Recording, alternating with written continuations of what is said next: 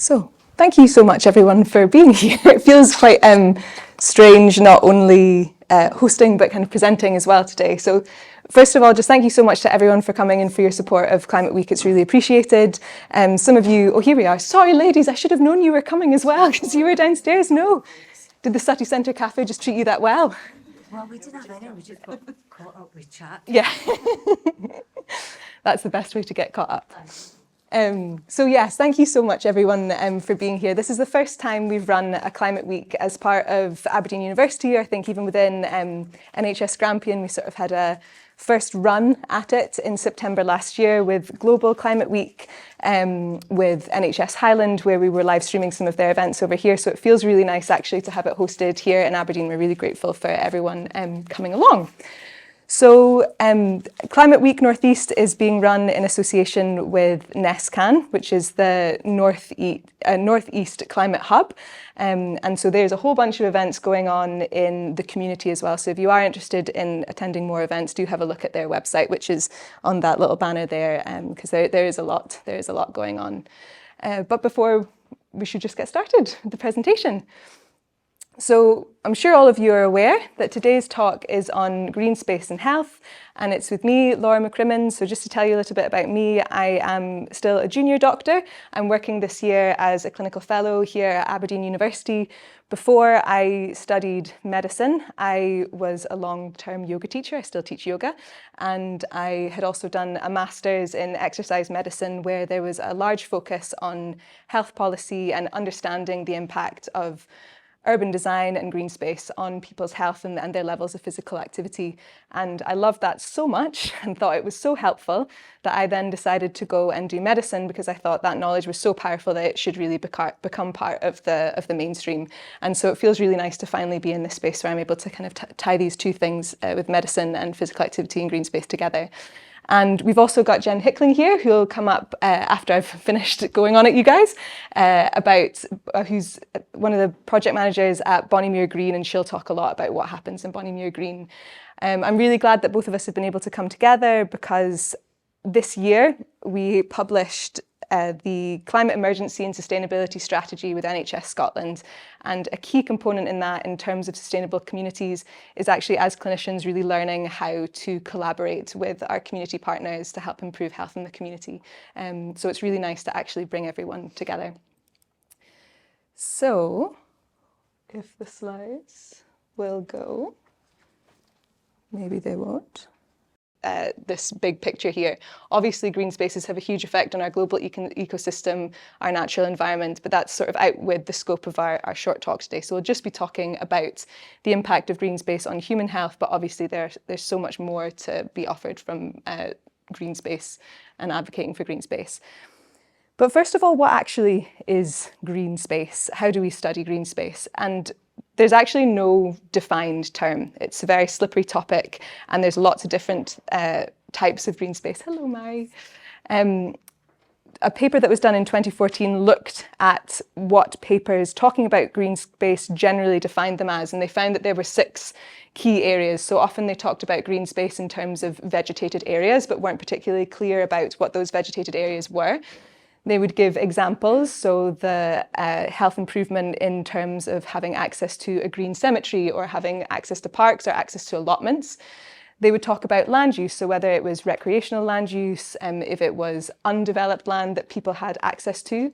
They'd also talk about an acknowledged range, so they'd say that we looked at the health benefits of people who had access to this kind of range of green spaces. They would talk about green areas, just with no further explanation at all.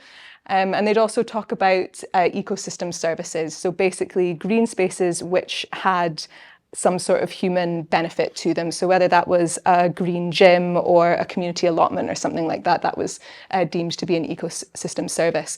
So most papers, about 50% of papers used no defined term at all. But of the 50 papers that did define it, then vegetated areas was the top and ecosystem service was the bottom. So really to get strong data about the impact of green space on health, we really have to be quite clear in our definitions so that we can build big systematic reviews on these papers and topics. However, there is a lot of evidence already about this, and the WHO have released various reports about the effects of green space on health. And so if any of you in the room are interested in going on and doing further research, it can be really helpful to use these kinds of categories. So whether you use the term urban green space, whether it's parks, gardens, forests and woodland, grassland and meadows, trees and other plants, or just areas of biodiversity in general. So that's a really helpful thing with research going forward. But then also, what about blue space? So often when people have talked about green spaces, they sometimes include blue space in that, but there's now a lot more data on the impact of blue space on health, particularly with regard to mental health. And maybe learning from the difficulties from green space, there's a much clearer definition of blue space, which is all forms of natural and man-made surface water accessible to humans. And we do put these 3 different categories to our blue space. So the one that tends to have the most beneficial effect in terms of mental health is access to a coast, but we can also classify it in terms of inland water and marine blue space as well, with access to things such as coral reefs. So we've defined what we mean by green space, we've defined what we mean by blue space. What do we actually mean by health? And it's something that I think probably most of us in the room feel like we have a real understanding of what health is. We're probably all very familiar with this concept of health being, by this WHO definition of a state of complete physical, mental and social well-being, and not merely the absence of disease or infirmity. As a medical student, I had to memorize that and write it in my exams. So we're probably all very familiar with that term. So as clinicians, we have a definition, but we actually don't really know how to get there. So if we have a disease, we're very clear on the process of that disease, we're clear on the drugs that we can give, we're clear on the mechanisms of action of most of those drugs. But when it comes to health, actually, that process is a lot less clear. So what is the process of getting to health? So when I first started looking into green space and health, that was the first time I had ever really come across this word salutogenesis. Just out of interest, how many people in the room have heard about salutogenesis? Yeah, yes. Most people not really heard about it before? Okay, it wasn't only me. I wasn't just living in the blind throughout my 5 years of medical school. So basically, what salutogenesis is the study of the origin of health rather than pathogenesis, which is the study of the origin of disease. And here I've got this quite helpful picture, which is showing that this sort of linear pathway towards salutogenesis, which then results in this sort of total health, and this pathogenesis, which ultimately goes to total death on the other side of things. Obviously, it's perhaps not so helpful to see it only in this linear manner, but it's something that we can work with within the scope of this talk and helpful for learning. So I hope we're happy with that salutogenesis is this pathway towards health and pathogenesis is the understanding towards disease. This model, if hopefully my slide will click again, maybe it's not happening. Will I try on the computer? Oh, it's changing on the laptop.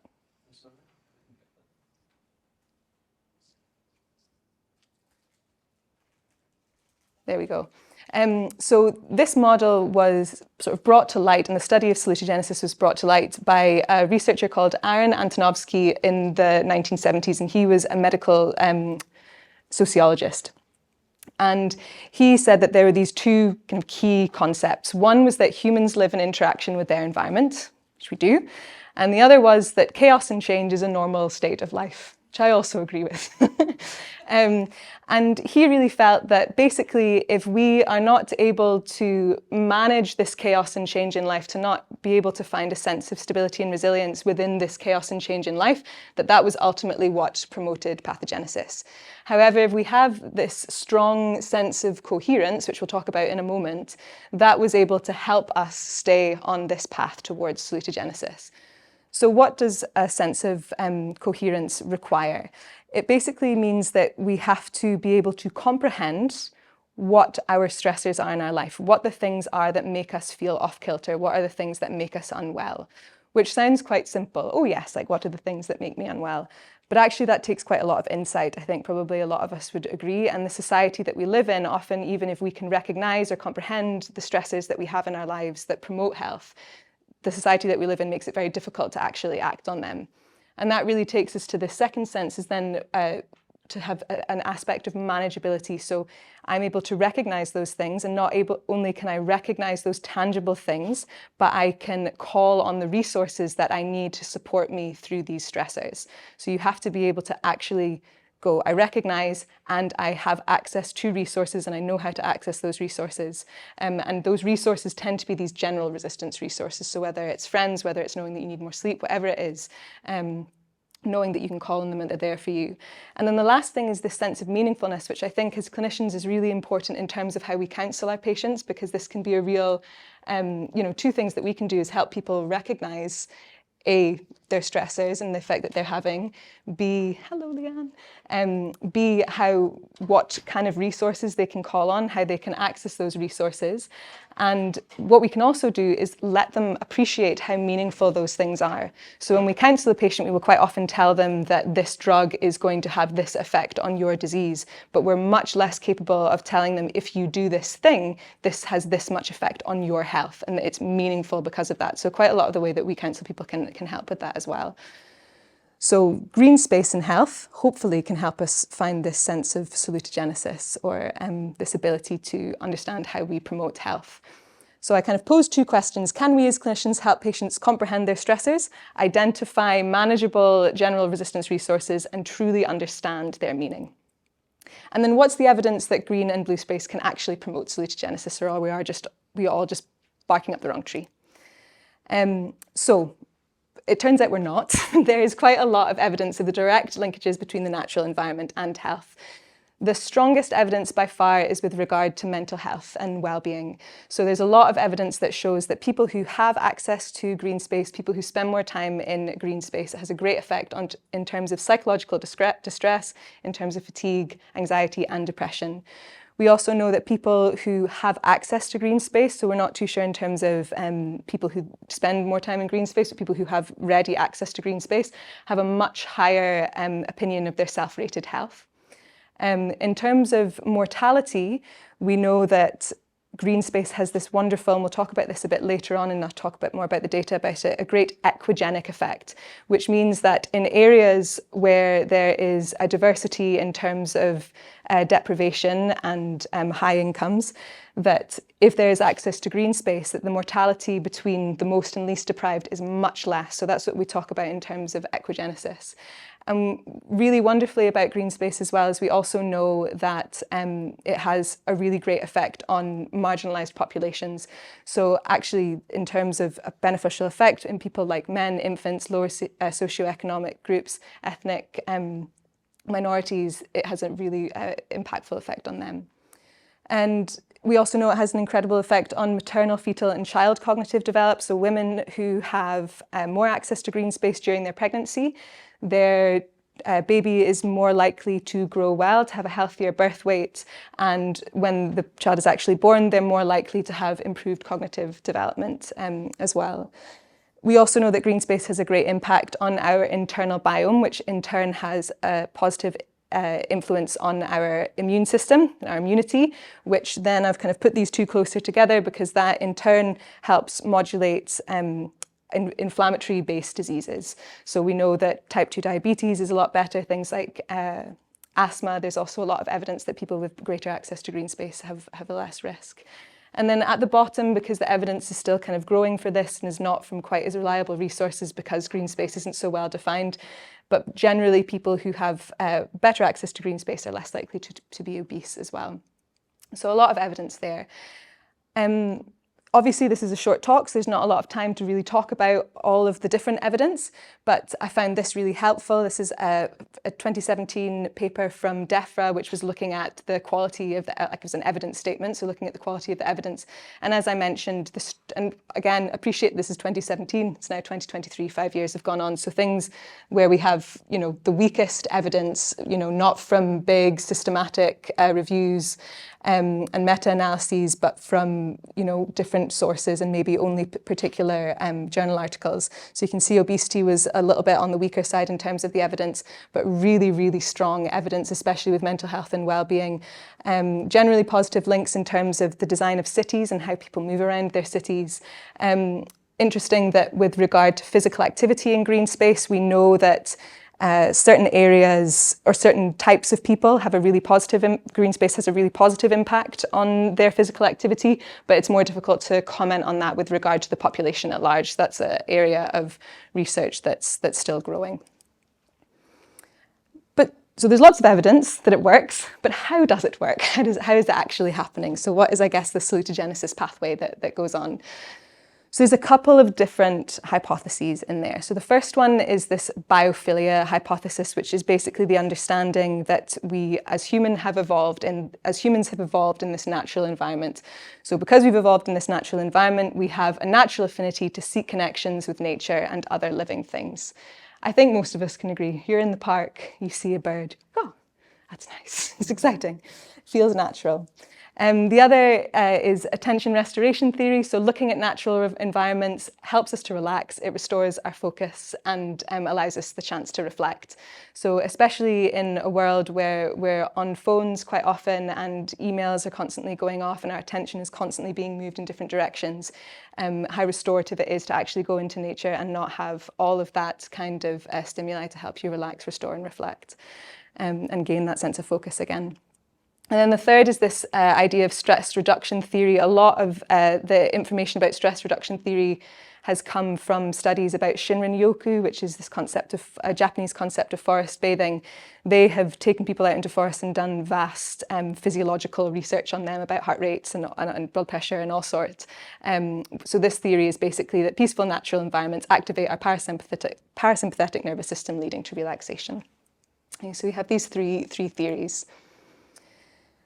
So how does that really impact on the individual? Well, hopefully what we're learning in medicine as time goes on is that we're not just an individual person. We don't exist in isolation. No man is an island.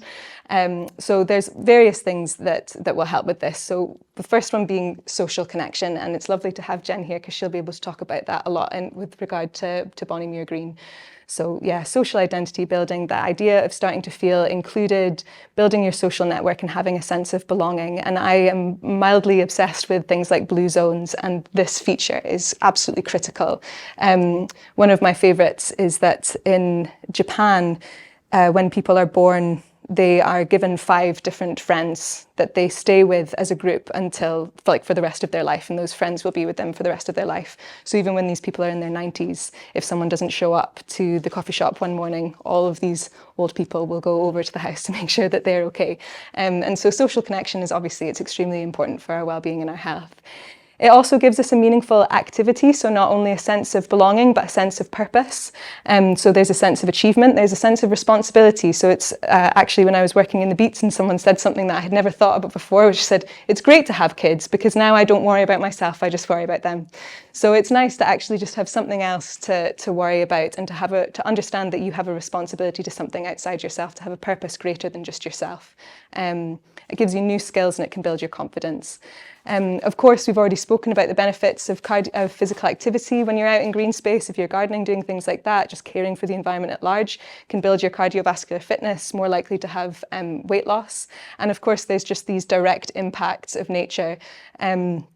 One thing which is really interesting, which came out again from some of the research done on Shinrin-yoku, was this positive health impacts of phytoncides, which basically are just chemicals are in the natural environment, they think brought in by trees, which can have a really positive effect not only on your immunity, but how our cells deal with processes towards cancer as well. So really interesting research being done there as well. So that's a lot of it in terms of the salutogenesis side. We also, as clinicians have an interest in pathogenesis as well. So Greenspace can be really protective in terms of different things that can cause pathogenesis. So for people who particularly live in urban spaces, green spaces give a lot of protection against air pollution, which we know is actually not only causing respiratory diseases, but a lot of other inflammatory diseases and cardiovascular diseases. It gives us a lot of protection from noise. It's incredible the impact that noise, just constant noise, has on people's mental health. And also, especially in the context of climate change, really importantly, protection from excessive heat. And we know that urban environments are much hotter for people to live in than rural environments as well. So really important to have urban green spaces. So that's what health is. That's the evidence for Greenspace. So hopefully now you're kind of convinced a little bit. But how do we actually do it? How do we actually get people to engage with Greenspace, not only for our patients, but also potentially for ourselves? In Scotland, we now have this really beautiful service, which is called our Natural Health Service, who I'm sure many people are perhaps already aware of. And I just really liked this infographic in terms of understanding what intervention is the right intervention for the right person. And we'll talk a little bit about that in a moment. So it talks about Greenspace and health being something which is appropriate to public health and to health and social care, that it's appropriate to the general population, but it's also appropriate to people with defined needs. So in terms of a general population, people who perhaps don't have as many obstacles to accessing Greenspace, we can do things like just recommend everyday contact with nature. So allow them to know that spending recreational time in Greenspace is going to be beneficial. We'll talk about the evidence that you can give them as to why in a moment in terms of figures. Getting them to volunteer, getting them just to learn a little bit more, and really helpfully getting them to engage in things like active travel. And Aberdeen City Council have an excellent resource which maps out all of the Greenspace and active travel sites. So you can even tell people that these are the maps and these are places that you could actively travel around. You can also signpost people to nature-based health promotion initiatives, so things like health walks, green gyms, community growing, all of that stuff. You can signpost people to that. There is also a lot out there. It might just require a little bit more research for those with a defined need, and we'll talk about that a little bit more in a moment. But things like forest bathing groups, groups which have a therapeutic focus, and groups that are made for people perhaps with disabilities can be really helpful resources to call on as well. And thankfully, Scotland's natural environment and green infrastructure have loads to offer with that. So I've put these numbers on just like totally plain slides to make it just really plain and simple, because I think sometimes, with Q risks, we're very good at being like, okay, well, if you start this drug, this is going to be the risk for you. And so it's really helpful to be able to do that in terms of, these softer interventions that we give people. So I want to highlight that I'm very aware that this is just the benefit of physical activity. But obviously, most of the time when people are out in Greenspace, they're being somewhat physical. And we know that all of these figures, which you could give someone, are even better when the physical activity is done in Greenspace.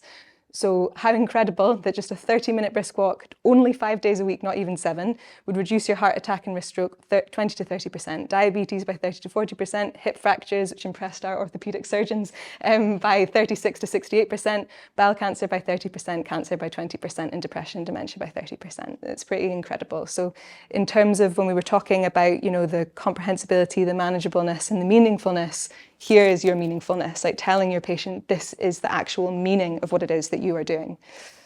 And also, some people who go, oh, I don't know, they've never really done it before, they've never been exposed. We can say to them, do you know what? Lots of people felt like that. And actually, we made them go outside and they liked it. So over 94% of people say it helps them de-stress, relax, and unwind. So maybe those 6%, we have to always understand patient-centered care and everything. There might be 6% who find it miserable.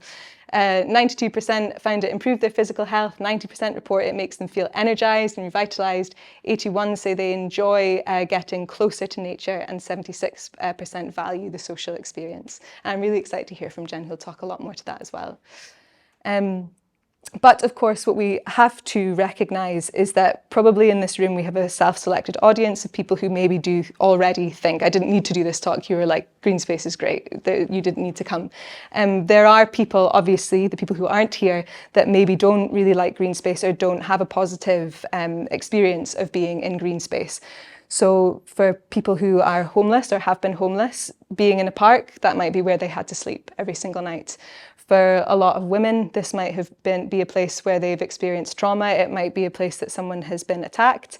It might be that someone has had a dog that died and they just don't feel like they can go outside without a dog. All sorts of myriad reasons. So it's really important to, when you're counselling people, to understand what their expectation of Greenspace is and what might be preventing them from engaging in it. And going back to that, I can't remember if it's not my next slide, but going back to that picture from the Our Natural Health Service of really using that information to then help decide which Greenspace intervention would be best for them. And this is just pointing out that even if you do meet those people, so the people who've maybe experienced, racism in a park, or women who feel like they're frightened to go into a park at night, these kinds of people these are the people who would are likely to experience the most benefit from being in green space, and it's important to know that as well. So this is some data from a 2008 study that was in The Lancet, which just shows, sorry that the slide doesn't show it so well, but the top one is all-cause mortality and the bottom is deaths from cardiovascular disease. And what you can see is that on this side you've got groups with the least exposure to green space, and on this side you have groups with the most exposure to green space, same at the bottom. And here with the least, we can see that people from the lowest socioeconomic group were much more likely than the highest socioeconomic group to experience all-cause mortality. And then we move on to this size, and although obviously there's still a difference, it's much, much less. So this is the real benefit, is this echogenic effect of green space. And I'd like to point out that this is something that, you know, doctors already recognise, but something that if you're not a doctor that already recognises it, it's really important that you do. Because even in our community here in Aberdeen, we've got this area called St Fittick's Park, which is not only an area great for human health, but actually an incredible area of biodiversity and natural health as well. Which is under threat because of the new energy transition zone that is wanting to be built. And so as clinicians who care, hopefully not only about human health, but the health of the planet as well, it's really important that we are advocates and try and step up and support these places, especially in a community such as Torry, where we know these people are more likely to die 13 years earlier than people in the most affluent places in Aberdeen. So yeah, already doctors trying to fight the good fight, and I hope it's ongoing. So just interesting to know. So yes, this should have been the slide before, but yeah, know how to pick your intervention for the right person, and those people who are probably the least likely to want to take part in it are the people who could experience the best effect. So really try and counsel them well in terms of the intervention.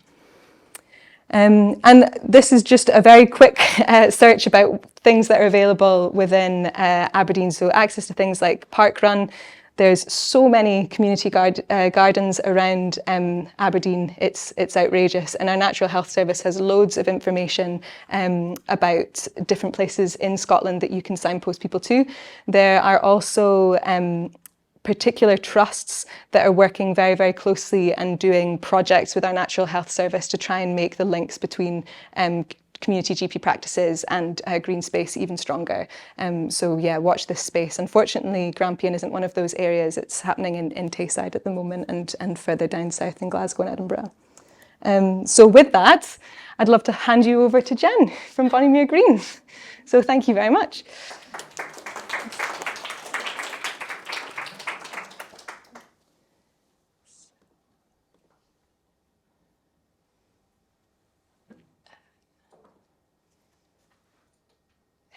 And I'll give you that mouse. So I just click normal clicking.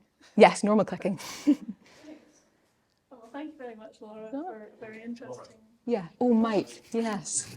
Thank you. I knew I'd forget that. Okay. So, can I touch this? Okay. Hopefully everybody can hear me now. So yeah, thank you, Laura, for that fantastic presentation and introduction. My name is Jen Hickling. I'm here to talk to you about Bonnymuir Green Community Trust. Just out of interest, show of hands, has anyone been to Bonnymuir Green before? I recognise a few faces actually, but a few people who haven't. It's very close by. It took me, I think, about 13 minutes to walk here from Bonnymuir Green today, so there's absolutely no reason why you couldn't pop out and visit us. So yes, I will be talking today, if I can make it work. No? Yes, there we go, fabulous. My aim today is kind of just to tell you all about Bonnymuir Green, how it started, where it came from and where we've got to today. And I think by doing that it will be quite clear how nicely it fits in really to the NHS climate goals, sustainability goals. It's quite obvious and it kind of makes sense, or that's the way that I see it anyway. So I think I'll start with a bit of history. So a potted history, I'll not go into too much detail, but Bonnymuir Green obviously is now a community garden and cafe, an event space and sort of social hub. That's it in a nutshell, but it hasn't always been that way. So we'll go far back into history. So this area, Mid-Stockett, I mean, it's always been rooted in community in some way, I think, and it was given to the people of Aberdeen. Rented to the people of Aberdeen to use for hunting and fishing and living on, that kind of thing, by Robert the Bruce. And then we'll fast forward to 1924 when it became a bowling club. This was a really kind of popular sport in Aberdeen for a long time. There's lots of bowling greens around the place, and there were lots of bowling clubs. But unfortunately, over time, although 90 years, so a good amount of time, the interest in the sport did kind of shrink a little bit, and the bowling club eventually was forced to close in 2014, just due to lack of people. There wasn't enough people to keep it going. And I have some photos just out of interest if anyone wanted to see some of the history. So this was the first board of directors of the bowling club in 1924, and you can see the building there. That's how it originally looked. And then, so again, fast forward to 2014. So this is the same green in the same building, but unfortunately after it's closed down. So the grass was growing, it was sort of left to fall into disrepair. The windows were boarded up. And then some of these houses behind here, this is Bonnymuir Place, the house is behind here. A few of the local residents could see out of their window, they could see that it was no longer being used and it wasn't the social hub that it used to be. So they kind of came together to think, like, what can we do to keep it of some benefit? There were starting to be whispers that maybe it would be sold to developers and flats would be built. I don't know if that would have happened or not. I mean, it's quite valuable land. It's in a nice residential area, so, and obviously close to the hospital. So I expect that probably would have happened had they not stepped in. And so I'll return to my timeline. So yes, by 2015, some of the people in the street nearby kind of met fairly informally to figure out what to do. They did over the years try and work with the bowling club and get a bit of access to the green to maybe cut the grass or walk their dogs or hold a sort of street party type thing. But unfortunately, this was declined at every point. So they decided they had a lot of ambition and they were really determined, which I think is very important in a project such as this. Like, it wouldn't have happened without that. So they decided that the way forward would be to actually purchase the land under a community right to buy. So they had to go to the Scottish Government to do this. And at that time, it was actually only rural right to buy projects were being accepted. It wasn't really an urban thing. So they kind of petitioned the government at that time to allow it to include urban projects. So Bonnymuir Green, and there's a community garden in Leith in Edinburgh as well at that time, were the two first urban community right to buy projects in Scotland. So it was fairly groundbreaking in that respect as well. So they met the requirements. There was quite a few, oh my gosh, I'm talking too much. Thank you. You don't need to read all this. There was a few sort of hoops to jump through and bits of paper to sign. There we go. So they had to specifically define the community in terms of a geographical area, get a valuation of the land and the building, ballot all the people within the area, so within the streets around this actual area, submit that ballot and various information and kind of wait. So this was 2017. And around that time as well, Bonnymuir Green became a registered charity and a registered business, because the plan was to have this community garden supported by revenue from a community cafe, all run by volunteers, which I'll tell you all more about shortly. So the application was submitted, and then by 2018, the Scottish ministers did give consent for the community to buy the land, but obviously they needed to raise the money at that stage. And they gave them a fairly short deadline of just a few months to raise £120,000 to buy the garden and the building. So there was a huge effort. It was partly done just through community fundraising, but also applying to various funding pots, particularly the Scottish Land Fund. Unfortunately, by September 2018, they'd raised all the money and it was done. The land and the building was bought. I've got a nice photo of some happy little gardeners digging away. So that is basically where we've got to now. And now Bonnymuir Green, as it is now, has been open for it'll be our 5th birthday this September. So there was a lot of transformation that then happened. Again, it was all, at this stage, all done by volunteers. A board of trustees plus just, well, at the moment we probably have about 100 volunteers who do various things. Sorry, I keep clicking. I'll leave it. Yeah, I know, I keep just gripping the thing. No, there we go, right. Yeah, there was a period of transformation and a huge amount of work to transform basically a very flat rectangle of grass with very, very poor soil when it comes to growing fruit and vegetables. It's actually very good for just having flat grass. It's very well drained and sandy, but no use for growing plants other than grass. I've got a few more photos just to show some of the changes over the years and some of the work done by volunteers, putting in raised beds, a polytunnel, a pond as well, a wildlife pond. And here we are today. So Bonnymuir Green is a lot of things to a lot of people. Obviously we have the cafe, which is a big draw for a lot of people. Get a nice cup of coffee and a bit of homemade cake. When we're talking about the health benefits of green spaces, it is negated slightly by all the cakes and sausage babs, I'm afraid. And we've got our market garden.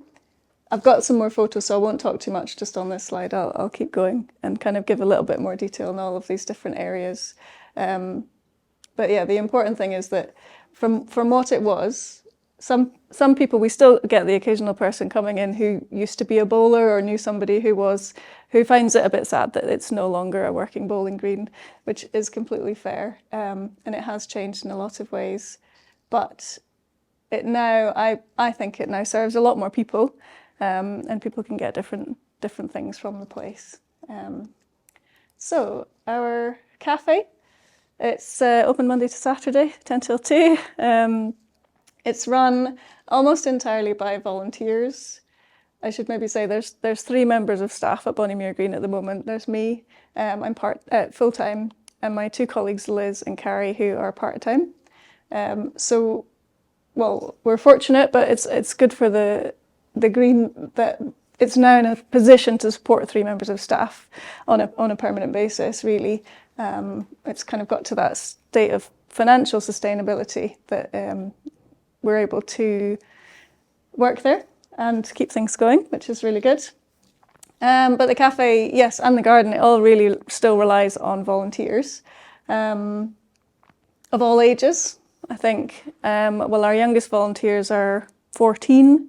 We take a lot of sort of Duke of Edinburgh students on the weekends. And our oldest volunteer is certainly in their 80s, I think. So really all ages, to be honest. School children, students, people with young children, people who are retired, everybody in between, basically. And we do, to some extent, where possible, try and have veg and fruit that we've grown in the garden incorporated into the food in the cafe as well.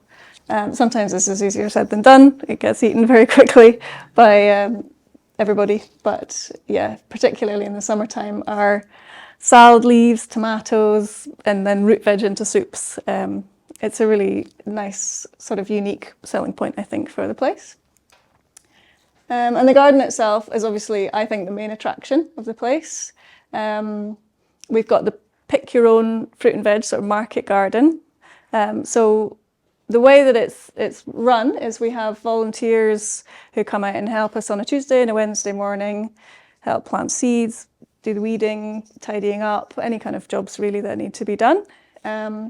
So anyone can come and be a volunteer. You don't need to be an expert gardener. Nobody is. I'm certainly not. And the community, again, anybody can come in and pick fruit or vegetables if they want to when they're in season. So it's fairly straightforward. You can ask for help if you need it, or you can just come and dig up some tutties.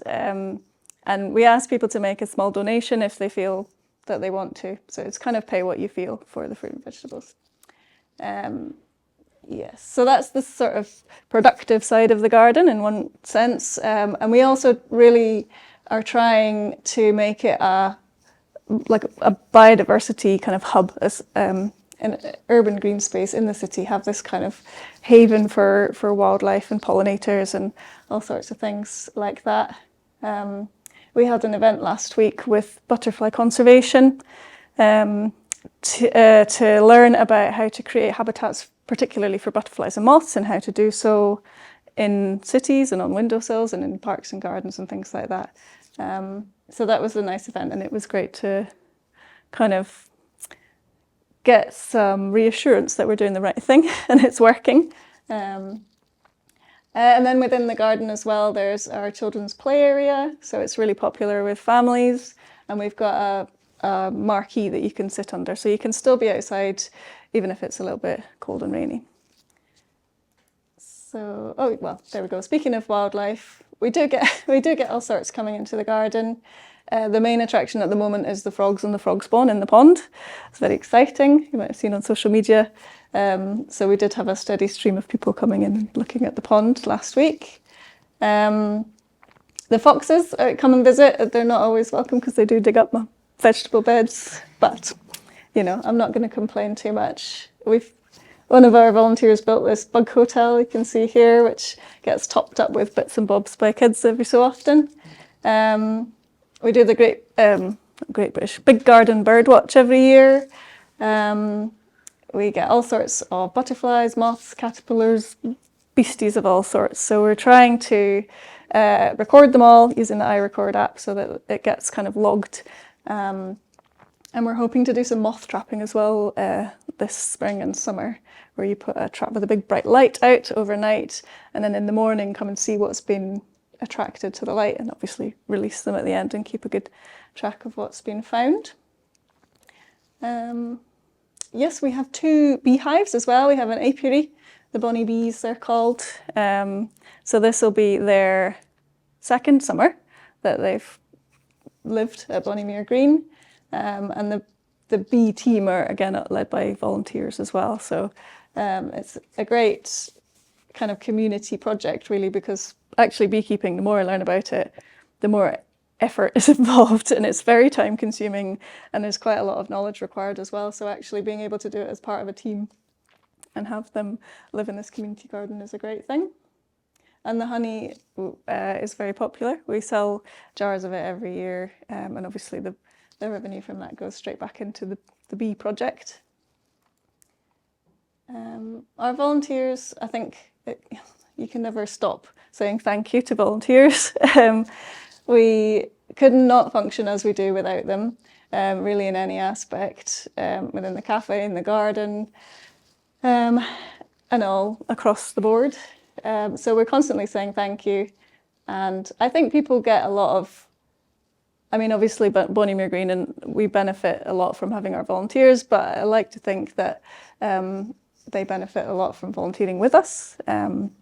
Certainly from what they say, they keep coming back. So it appears to be working well. As I said, we've got volunteers of all ages, all sorts of backgrounds. Originally, I think it was mostly from within the local area, but we do get people coming from all over Aberdeen, and 1 or 2 from Aberdeenshire, but obviously it's a lot of way to travel. Let me keep going. We run various different events, workshops, art exhibitions. The most recent one on Saturday was the Potato Day, so people always look forward to it. It was a seed potato giveaway with 1 seed forward, so folk could come along, get some free seed potatoes to take home and grow their own, with lots of good advice and expert tips on how to grow the best potatoes. And then a big part of this is fundraising as well for the project. So we do outdoor dining events, we do craft fairs, and then we work with local artists or people who are just sort of starting out in their art career and try and allow them to exhibit their work to the community. We have various groups that use our space. So we don't hire the space out for private parties and things like that, but we do for community groups or things that would benefit the community in some way. So a couple of play groups, a book group, the local Scottish Women's Institute, Divas, yoga. I need to take the guide dogs off. They don't come and visit us anymore because their group got too big. But that was always a fun day when the guide dogs, puppies came to visit. And we work with schools and colleges as well in Aberdeen. So particularly at the moment, Skeen Square, their nursery come to visit us quite a lot for their stay and play days because their playground's a wee bit covered in tarmac. So they really enjoy coming up to play in the garden. So I'll not go into detail, but the aims and the vision of Bonnymuir Green is to be sustainable and be a community hub and to maintain the place as it is to the benefit of the community. I realise I might be running out of time a little bit. I'll be quick. So again, it's not like hard data like Laura was giving, but some comments from visitors from our annual survey just show a little bit about how people feel when they visit us. It makes people feel calm, it makes people feel good, happier. It's a friendly community place, pocket of sunshine, growth and learning. Lots of nice things that people say. And just the fact that it's there. You can come in and you can talk to loads of people and you can get a coffee, or you can just come in and sit on a bench in the garden and just sit for a moment, and you can, there's no expectations, there's no requirement to spend any money, there's no requirement to do anything if you don't want to, and on the other hand, you can if you want to. So yes, I think that is quite a nice reflection on the place. Going forwards, our plan is to it's worked this far, so we'll keep doing it, doing a lot of the same. We do have kind of bigger projects underway, some structural, so roof repair, kitchen refurbishment, kind of practical things that need to be done, but all with an aim of sustainability. This is a picture of our green roof that we installed last year, and we have some solar panels on the workshop roof as well. So again, partly driven by necessity because of rising bills, and partly with the aim of being a bit more self-sufficient and reducing our carbon footprint. That's what drives our projects. And all of these, again, are funded by different funding applications and projects and things like that. So it's kind of an ongoing project, and a little bit chicken or egg, because sometimes you need to come up with a project to apply for some funding, but without the money you don't know how much you can spend on certain things, so it's always a bit of a balance trying to work out what to do. And again, I think a very important part is continuing to engage with the community, because part of the magic of Bonnymuir Green is that it takes into account everybody's opinions and ideas and feedback, and we can't make any decisions without taking all that into account. So thank you to our many funders. The list keeps growing. We have to put that in, but they're very important. And any questions? There we go. Thank you.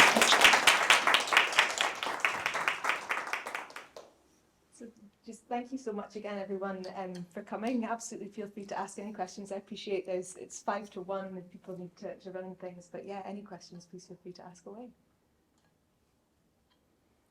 You're all just content. Good. Take your lunch and run. Is Bonnymuir still open in the evenings? Yeah, so the building, the cafe closes at 2. The building is open until a staff member leaves, so usually about 4:30. But yes, as we've got lighter evenings, the gate stays open until about dusk time, so people can come in and enjoy the garden in the evening. Is there a list of the volunteers that you're needing, like in the kitchen or the cafe or the garden? Is there a list that you could put yourself forward to? Or? we don't have a list as such. We're kind of just always on the lookout for people. Yeah. People have got lots of different skills and experience. So we encourage just anyone who's interested just to get in touch, and we can have a bit of a chat about what the options could be and what they would like to do and how it would all fit in. I I can. was at a kombucha workshop there Oh yes. a while ago, and it was really good. It was really interesting.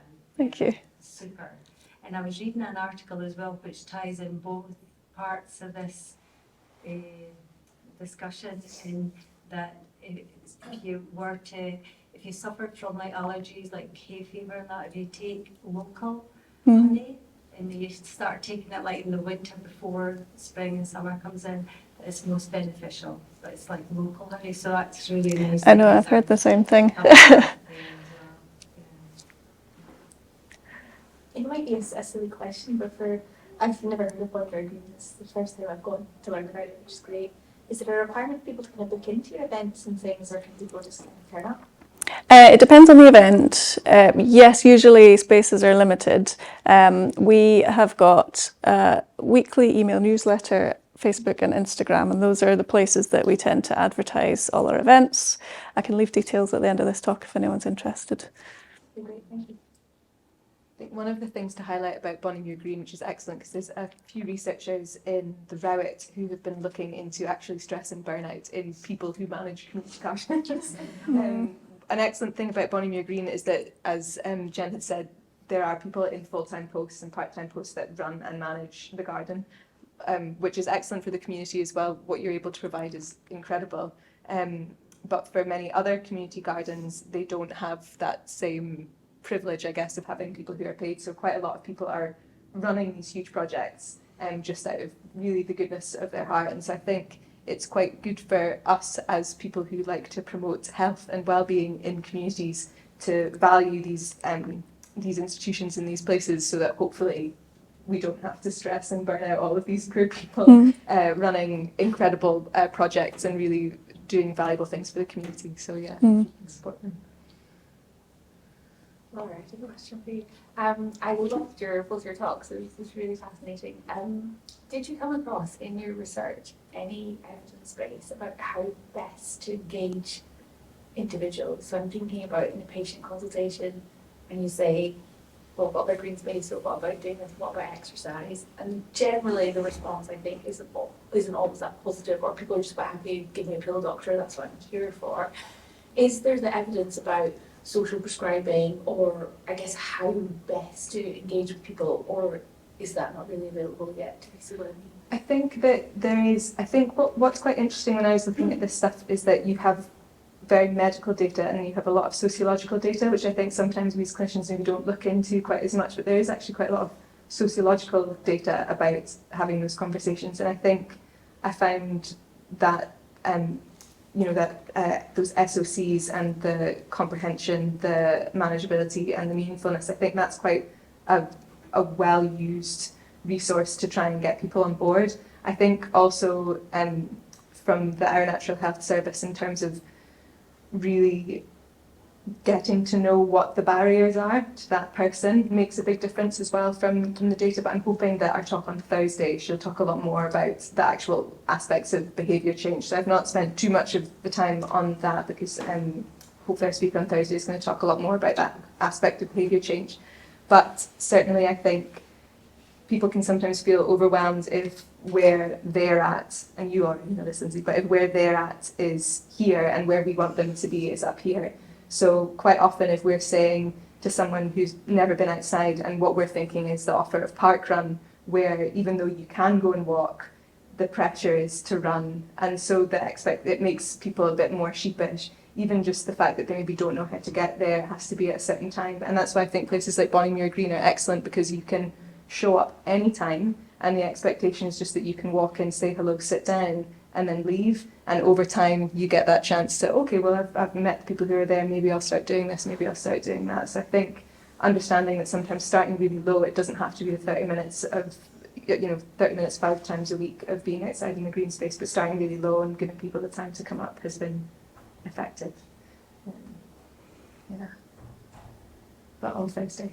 Well, yeah, I think there'll be more about that.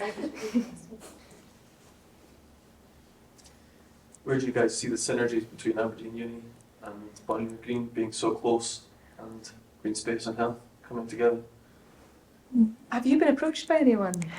Well, the Conservation Society at Aberdeen Uni have come for a visit because I know that, and this I think it's the Secret Garden project that they're working on. So they came for a bit of a tour and some inspiration because obviously they're just sort of starting out. Beyond that, not really. No, we have not. I'm hopeful that there's quite a lot of people, because I think a lot of the research, that there is some research already being done, you know, from the university with different community gardens around Aberdeen. So it's a shame that they haven't reached out to you guys. However, Well, I say that I've had various like individual students who are doing master degrees or whatever to doing surveys and asking questions and things. Yeah. So yes, not this year, but previously, yeah. Yeah, I think there's a lot of research that goes on, but I think it's that next step, which I'm hoping this conference kind of helps out with, is it's that next step from there's the things happening in the community, there's research that happens that shows, oh, it's effective, and then we're right down at the line at the coalface where actually we need to know what we can recommend, what the evidence is to recommend. So I think the evidence base is building, and we're working with these places on a university basis, but actually that translation into maybe medical practice is taking a bit longer. Working to the GPs. A degree. Yeah. But no, thank you so much. Oh, sorry. Fine. I think we need a lot more places like Bonnymuir Green all across the urban areas. It's important for a community to come together, community gardening, growing fruits, vegetables, and children to grow up in that sort of environment where we all look out for each other. That's kind of lost in the last 50 years or so. I think that's an important part of maintaining health. Yeah. As you say, a part of cytogenesis is having a community sort of spirit. Yeah, and it's interesting that all of that research into Greenspace and salutogenesis started as soon as we started losing it all. So in that period of industrialisation, that's when the research in this stuff just started going through the roof, because we realised what we've lost, and it's taken us this long to... The pendulum just needed to swing the other way, wasn't it, until we come back. But I hope it's a good time for it, and certainly Aberdeen City Council and Glasgow City Council, we know as well, are doing a lot of work to try and make urban green space a reality, and active travel much more of a reality. So hopefully we can all just advocate it and signpost people to the right places and learn more about it. Yeah. We'll release you all. Fabulous, thank you. Talk too much.